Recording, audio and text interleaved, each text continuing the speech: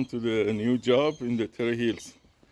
And the is laying the turf, making timber garden edge.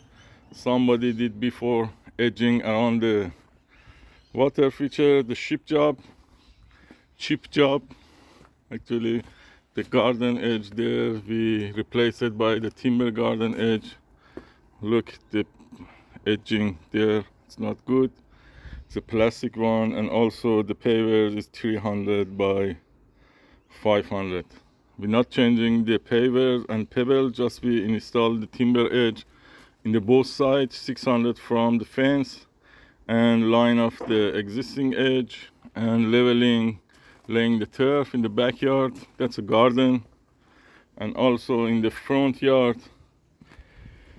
we continue the edge around the wall, around the water feature, make a pathway, and also make a garden in the other side next to the house. 600 from the house, install the timber garden edge.